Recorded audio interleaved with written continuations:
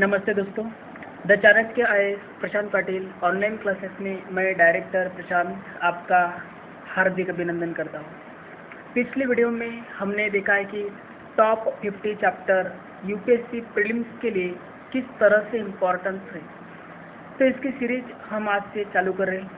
तो इसमें आज का पहला चैप्टर है, उसका नाम है, सब्जेक्ट का नाम इकोनॉमिक्स, और इकोनॉमिक्स में हमें देखना है मुद्रा बैंकिंग एवं पूंजी बाजार। इस चैप्टर में UPSC civil services prelim exam में 5 से 6 क्वेश्चन हर साल में पूछे जाते हैं।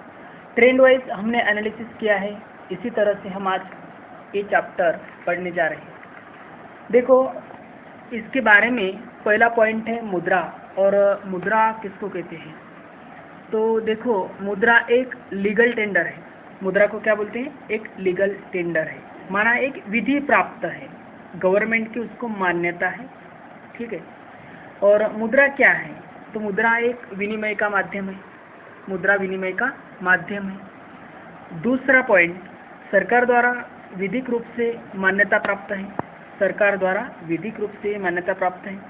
लेखों की इकाई।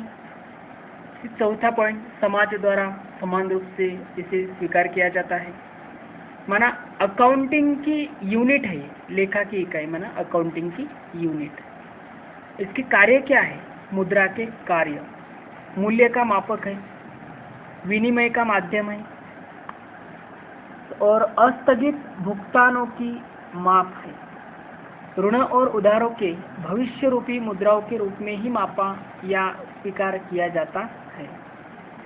इसे धन के संचय का माध्यम भी कहा जाता है, मूल्य हस्तांतरण का माध्यम भी है। एग्जाम्पल, एक व्यक्ति द्वारा कार खरीदना एक हस्तांतरण होता है। साख का आधार क्या है? चेक, डिमांड ड्राफ्ट, एक साख का आधार होता है। और अभी हमें आगे देखना है मुद्रा के प्रकार। पहले लेखा मुद्रा, इलेक्ट्रॉनिक मुद्रा, हॉट मुद्रा, धातु मुद्रा, वास्तविक मुद्रा, प्राथमिक मुद्रा, हार्ड करेंसी, क्रिप्टो करेंसी, वैधानिक मुद्रा, प्लास्टिक मुद्रा, सॉफ्ट करेंसी, कागजी मुद्रा और ऐच्छिक मुद्रा, नियर मनी और कॉशन मनी, ये मुद्रा के प्रकार हैं। और अभी हमें इसकी डेफिनेशन के बारे में देखना है कि इसके अर्थ क्या होता है। प्रीलिम एग्जाम में ये हमेशा पूछा जाता है। तो देखो, लेखा मुद्रा किसे कहते हैं? लेखा मुद्रा, इसका प्रयोग लेन देन में कीमत और कर्ज की मात्रा को प्रकट करने में किया जाता है। दूसरी, वास्तविक मुद्रा, नोटों और सिक्कों के रूप में प्रचलन में है, वह मुद्रा व्यवहार में प्रचलित है, इसे वास्तविक मुद्रा कहते हैं। तीसरी, वैधानिक मुद्रा, वह मुद्रा जो बाजार में सरकारी आज्ञा वाली मुद्रा, जिसे स्वीकार करने में प्रत्येक व्यक्ति बांधा होगा, प्रत्येक व्यक्ति बांधा होगा, क्योंकि इसे वैधानिक मुद्रा कहते हैं। चौथी, ऐच्छिक मुद्रा, वह मुद्रा जिसे स्वीकार अथवा अस्वीकार करना व्यक्ति की इच्छा पर निर्भर करता है। एग्जाम्पल, चेक और डीडी, ठीक है, ये ऐच्छिक मुद्रा है। वो चेक भी ले सकते हैं, डीडी भी ले सकते हैं, कैश पैसे भी ले सकते हैं, ये व्यक्ति की इच्छा पर निर्भर रहता है। और पांचवी, सांकेतिक मुद्रा, हमने इतिहास में पढ़ा होगा कि मोहम्मद बिन तुगलक, MBT, मोहम्मद बिन तुगलक, ये सांकेतिक मुद्रा यूज करते थे, ठीक है, माना मोहम्मद बिन तुगलक के काल में सांकेतिक मुद्रा यूज की जाती थी। तो धातु सस्ती वे बनी मुद्रा जिसका मौद्रिक मूल्य अपेक्षाकृत अधिक होता है। एग्जाम्पल, भारतीय सिक्के, ठीक है। 6 नंबर पे, प्रामाणिक मुद्रा, वह मुद्रा जिसका अंकित और प्रामाणिक मूल्य बराबर हो, जैसे सोना, चांदी के सिक्के प्रामाणिक मुद्रा है। एग्जाम में सपोज पूछा गया है कि प्रामाणिक मुद्रा क्या है, तो प्रामाणिक मुद्रा सोने और चांदी के सिक्के ये प्रामाणिक मुद्रा है। 7 प्लास्टिक मनी, जैसे डेबिट कार्ड, क्रेडिट कार्ड, क्योंकि प्लास्टिक के बने हैं इसलिए इसे क्या कहा जाता है, प्लास्टिक मनी। और 8 number near money, near money जिसे आसानी से मुद्रा में परिवर्तित किया जाता है। एग्जाम्पल सोना और चांदी, सोना और चांदी हम ज्वेलरी में गिरवी रखकर पैसे लेते हैं तो इसको नियर मनी बोलते हैं। ठीक है, आसानी से हम गिरवी रखकर सोना चांदी पैसे ले सकते हैं। हॉट मनी, हॉट मनी किसे कहते हैं, हॉट वह मुद्रा जिसका वित्तीय बाजार में शीघ्र पलायन की प्रवृत्ति होती है। शीघ्र पलायन की प्रवृत्ति उचित अर्थात जिस स्थान पर अधिक लाभ प्राप्त होने की संभावना होती है वह मुद्रा उभर शिफ्ट हो जाती है, इसे क्या बोलते हैं, हॉट मनी बोलते हैं। एग्जाम्पल शेयर मार्केट में लगी विदेशी मुद्राएं। 10 number hard currency, hard currency माना एक करेंसी प्राप्त करने के लिए हमें ज़्यादा टाइम देना पड़ता है, इसकी आपूर्ति कम रहती है जबकि मांग अधिक रहती है। हार्ड करेंसी की आपूर्ति कम रहती है, माना सप्लाई कम डिमांड ज़्यादा। Example American dollar. और सॉफ्ट करेंसी इसके विरुद्ध, माना आपूर्ति ज़्यादा रहती है, सॉफ्ट करेंसी की आपूर्ति ज़्यादा रहती है और इसकी मांग कम रहती है।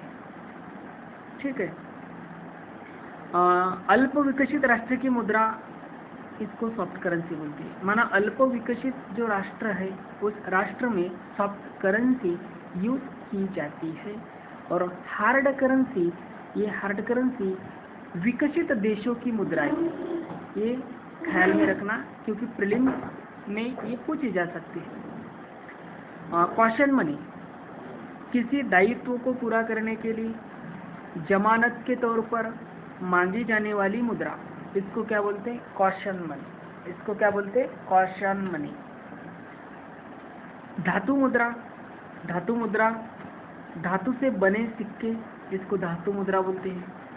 क्रिप्टो करेंसी, और क्रिप्टो करेंसी यह डिजिटल संपत्ति है जिसे एक्सचेंज के माध्यम के रूप में काम करने के लिए किया गया है। ठीक है, एग्जाम्पल बिटकॉइन क्रिप्टो करेंसी है। बिटकॉइन क्या है, ये क्रिप्टो करेंसी है। अभी हमें चर्चा करनी है next point, RBI, reserve bank of India. ये भी प्रीलिम्स एग्जाम में मोस्ट इम्पॉर्टेंट टॉपिक्स है, इसके प्रीलिम्स में एग्जाम में प्रश्न पूछे जाते हैं, इसलिए हमें पूरे कंसंट्रेशन से, पूरे अर्थपूर्ण ख्याल से ये पढ़ना चाहिए।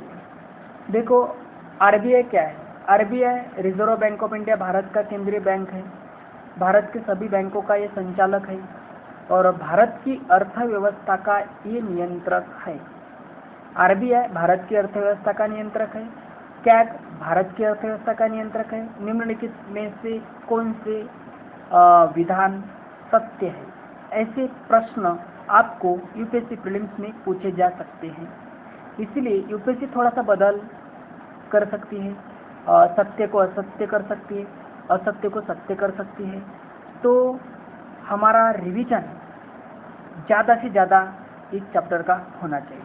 मैं आपको आह्वान करता हूँ कि इसमें 5 से 6 क्वेश्चन आपको मुद्रा बैंकिंग और पूंजी बाजार में पूछे जाने वाले हैं और पूछे जा रहे हैं। देखो डॉक्टर बाबा साहेब की आरबीआई की स्थापना में भूमिका भी रही है और डॉक्टर बाबा साहेब अम्बेडकर, उनका बुक का नाम है the problem of the rupee, its origin and it's solution.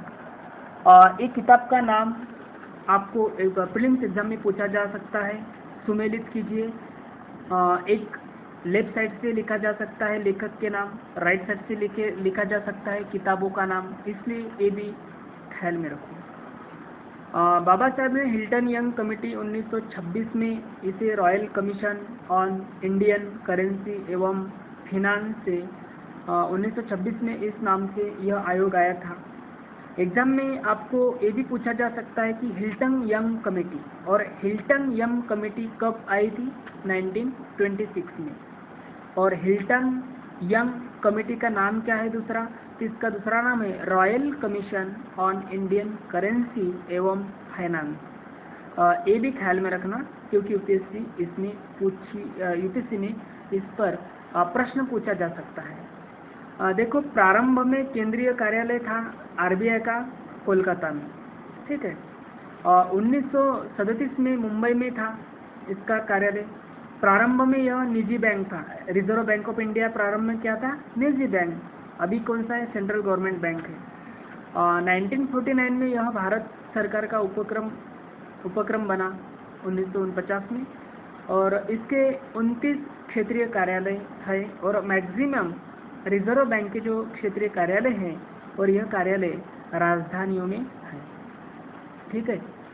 तो इस वीडियो में इतना ही। नेक्स्ट वीडियो में हमें चर्चा करनी है निदेशक मंडल क्या है, उसकी नियुक्ति कौन करता है, आरबीआई कामकाज शासित कैसे चलते हैं, ठीक है। इसके बारे में हम नेक्स्ट वीडियो में चर्चा करेंगे। तब तक मैं यहाँ रुकता हूँ। Thank you. जय हिंद। वंदे मातरम।